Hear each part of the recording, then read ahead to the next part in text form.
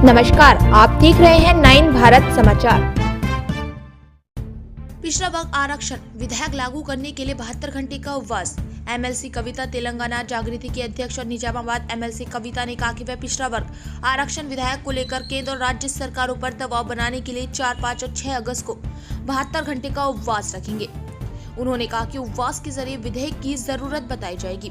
अगर कांग्रेस पिछड़ा वर्ग आरक्षण विधेयक को लेकर गंभीर है तो उसे पूरी पार्टी को दिल्ली ले जाना चाहिए। कविता ने आलोचना की है कि कांग्रेस पार्टी सिर्फ बिहार चुनाव में फायदा उठाने के लिए दिल्ली में धरना दे रही है। तेलंगाना 9 भारत समाचार से चुगल पांडे की रिपोर्ट।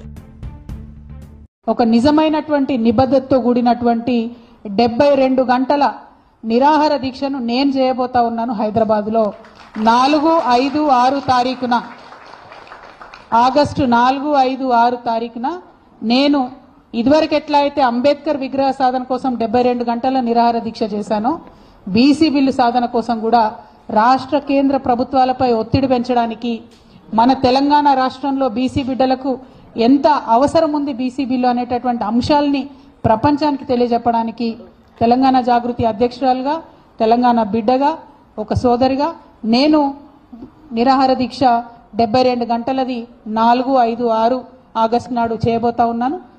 దీనికి సంబంధించి మేము ప్రభుత్వానికి కూడా ఇమీడియట్ గా పర్మిషన్ కోసం పెట్టుకుంటాం।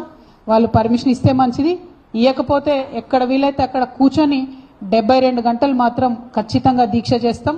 నాకున్న కాన్ఫిడెన్స్, నాకున్న విశ్వాసం ఏంటంటే అంబేద్కర్ విగ్రహం సాధించడానికి ఉమ్మడి ఆంధ్రప్రదేశ్లో 72 గంటలు నేను నిరాహార దీక్ష చేసిన।